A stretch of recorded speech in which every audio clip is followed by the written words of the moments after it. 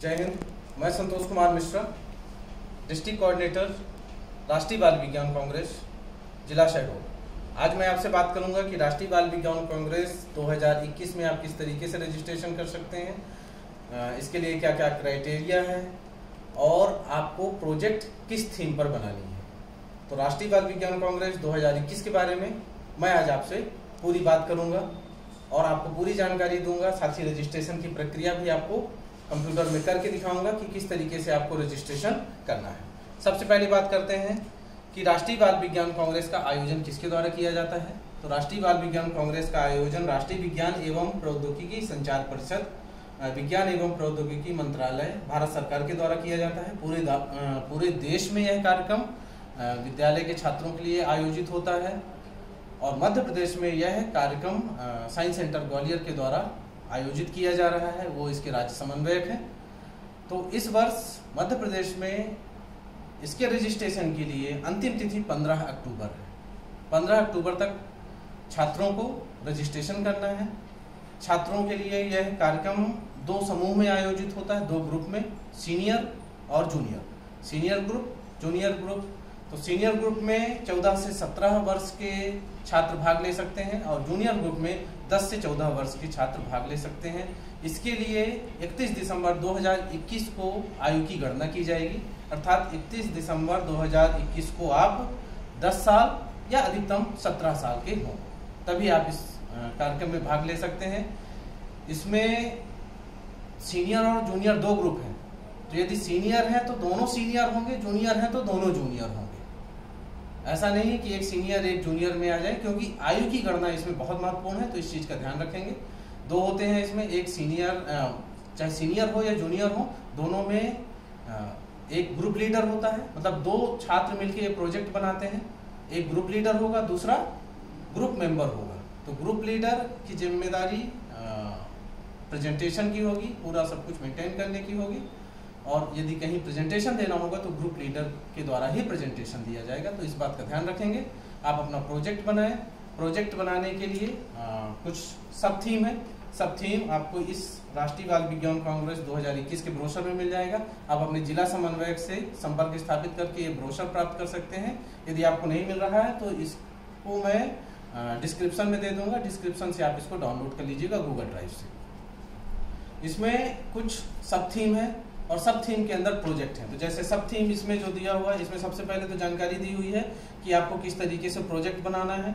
Total 14 points है project बनाने के लिए। कार्य क्षेत्र का नजरी नक्शा, प्रस्तावना एवं संकल्पना, कार्यविधि, परियोजना शीर्षक चुनने का कारण, कार्य योजना, सर्वेक्षण एवं प्रयोग, आंकड़ों का विश्लेषण, निष्कर्ष या परिणाम, समस्याओं के समाधान के विभिन्न प्रयास, समाज पर प्रभाव, भविष्य की कार्य योजना, आभार, संदर्भ विवरण और संलग्नक। इतने पॉइंट्स पर आपको प्रोजेक्ट बनाना है। इनको अच्छे से समझ लीजिएगा। इसके अलावा इसमें जो उप विषय है, सब थीम है, वो 5 हैं। पहला है सतत जीवन हेतु पारितंत्र, दूसरा सतत जीवन हेतु उचित प्रौद्योगिकी, तीसरा सतत जीवन हेतु सामाजिक नवाचार, चौथा सतत जीवन हेतु निरूपण, विकास, मॉडलिंग एवं योजना बनाना, पांचवा सतत जीवन हेतु पारंपरिक ज्ञान प्रणाली। और इस जितने भी सब थीम है इसके अंदर प्रोजेक्ट की एक लिस्ट दी हुई है। तो आप इनमें से कोई भी एक प्रोजेक्ट चुन लें और प्रोजेक्ट के अनुसार जो आपको शुरू में अभी मैंने पॉइंट्स बताया है, इन पॉइंट्स के आधार पर आपको अपने प्रोजेक्ट बनाना है। 14 पॉइंट से 14 पॉइंट है, तो इसके आधार पर आप अपना प्रोजेक्ट बनाएं। अब आपको मैं बताता हूं कि किस तरीके से रजिस्ट्रेशन करना है। आपको रजिस्ट्रेशन करने के लिए आप अपना लैपटॉप, डेस्कटॉप या मोबाइल यूज कर सकते हैं। करना क्या है, अब आप यहाँ से एक एक चीज देखिएगा। मैं आपको यहाँ से हर एक चीज को बिल्कुल क्लियर बताता हूँ। देखिए, अब शुरू करते हैं कि रजिस्ट्रेशन किस तरीके से करना है। तो रजिस्ट्रेशन के लिए आप अपना गूगल ये सर्च करना है, आपको scmp.in टाइप कीजिएगा, scmp.in। जहां आप ये टाइप करेंगे तो आप चले जाएंगे साइंस सेंटर ग्वालियर की पेज पे, ये आ जाएगा। गूगल पे आपको सर्च करना है scmp.in। इसके अलावा यदि आपको लिंक दी गई है तो आप लिंक के माध्यम से भी रजिस्ट्रेशन कर सकते हैं। यदि लिंक नहीं है आपके पास तो सीधे आप इस वेबसाइट पे चले जाइएगा। ये इसका होम पेज है। अब आप देखिए यहाँ आपको मिलेगा NCSC रजिस्ट्रेशन। ये इसका है NCSC रजिस्ट्रेशन। इस टैब को आपको क्लिक करना है। जैसे ही आप क्लिक करेंगे अब आप पहुँच गए हैं NCSC रजिस्ट्रेशन के पेज पे एनसीएससी रजिस्ट्रेशन में आपको करना क्या है, बहुत सिंपल है। जो जानकारी मांगी जा रही है आप भर देंगे। ध्यान रखेंगे जिनमें स्टार लगा हुआ है वो जानकारी अत्यंत आवश्यक है, वो भरेंगे आप, तभी आपका फॉर्म सबमिट होगा। और जिनमें स्टार नहीं लगा हुआ है, यदि वो जानकारी आपके पास नहीं है और यदि आप उसको फिल नहीं करते हैं तो भी आपका फॉर्म सबमिट हो जाएगा। लेकिन मेरा कहना है कि जितनी जानकारी मांगी गई है आप पूरी की पूरी जानकारी भरें। ये फोकल थीम है। सब थीम मैंने आपको बताया वो ये 5 हैं, इंग्लिश में है। आप इनमें से कोई भी एक सब थीम सेलेक्ट कर लीजिए और उस सब थीम के अंदर जो प्रोजेक्ट है उसका टाइटल आपको यहाँ लिखना है। ब्रोशर से आपको इसका टाइटल मिल जाएगा।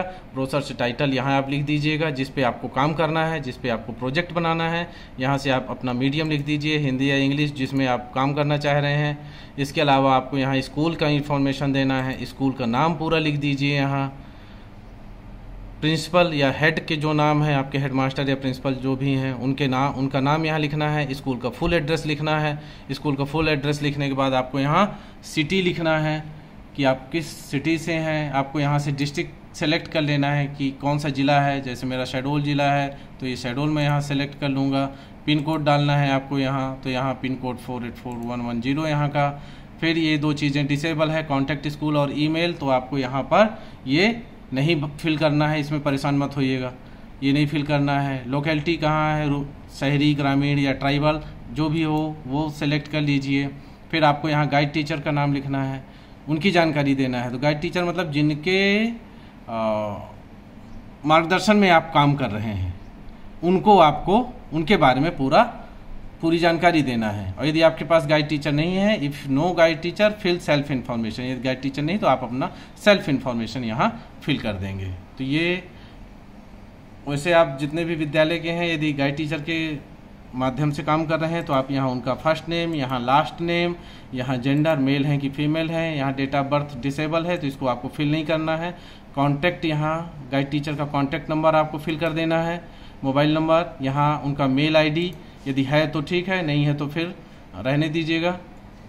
इसके अलावा यहाँ ग्रुप लीडर में आ जाइए। तो ग्रुप लीडर में 2 होंगे, एक ग्रुप लीडर होगा, एक ग्रुप मेंबर होगा। 2 छात्र मिलके, 2 स्टूडेंट मिलके प्रोजेक्ट तैयार करेंगे। तो यहाँ ग्रुप लीडर की जानकारी, यहाँ पहला नाम और यहाँ लास्ट नेम दोनों आप फिल कर दीजिए।